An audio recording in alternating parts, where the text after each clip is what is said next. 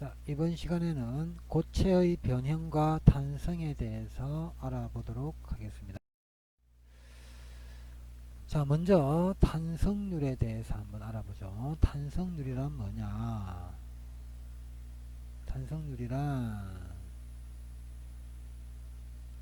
탄성률이란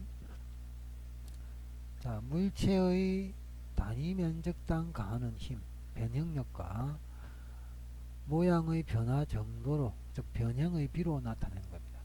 그래서 이 탄성률이라는 것은 변형분의 변형력이다, 이렇게 정의를 할 수 있습니다. 자, 그리고 역률이라는 게 있는데요. 자, 역률은 뭐냐? 역률은 영스 모듈러스라는 건데, 고체 재료의 강성을 측정하는 역학적 특성을 말합니다. 그래서 역률은 단축 변형 영역에서 선형 단성 재료의 응력, 이렇게 되어 있는데 복잡하죠. 응력과 변형률 사이의 관계를 정의하는 단성계수다, 이렇게 되어 있습니다. 쉽게 말하면 얼마의 힘이 가해졌을 때 얼마만큼 변형이 되는가, 그 비를 역률이라고 합니다. 그래서 1차원에서 역률을 E라고 하면 변형력은 E 곱하기 변형도, 그래서 우리가 탄성력 할 때 F 이꼴 KX라고 했죠. 그러면 이게 변형의 정도고요. 변형력입니다. 그럼 이게 뭐가 될까요? 역률에 해당하겠죠. 용수철 상수가 역률에 해당한다, 이 말입니다.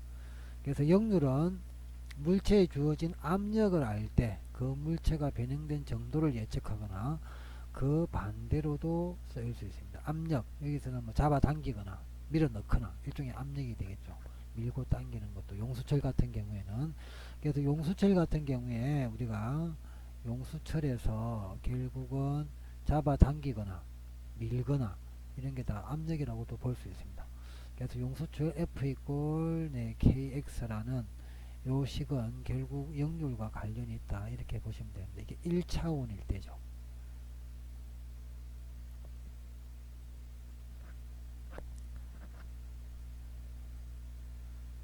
다음은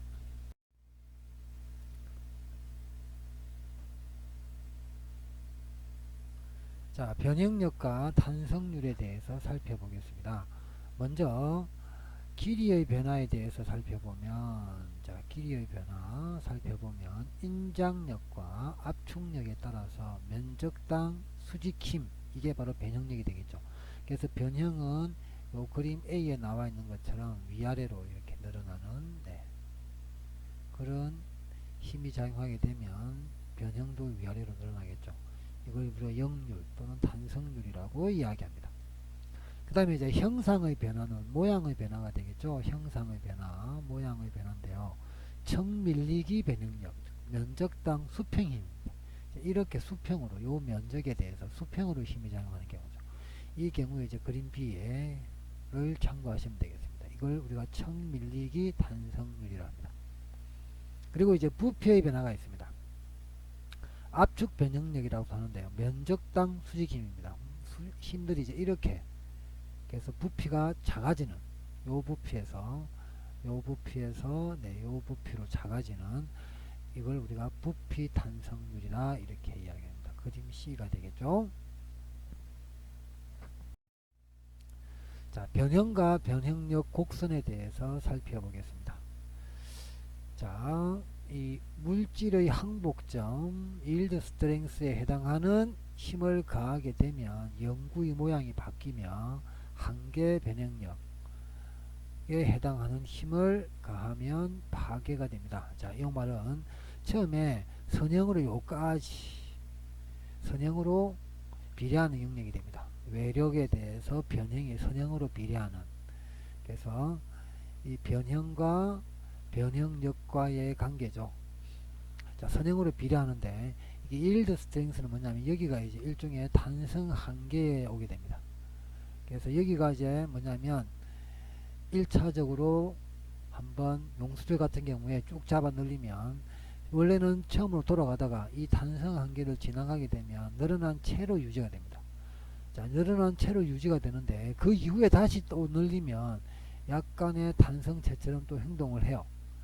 이때 또 한 번의 탄성을 가지게 됩니다. 근데 이제 계속 잡아 늘리다 보면 어떻게 돼요?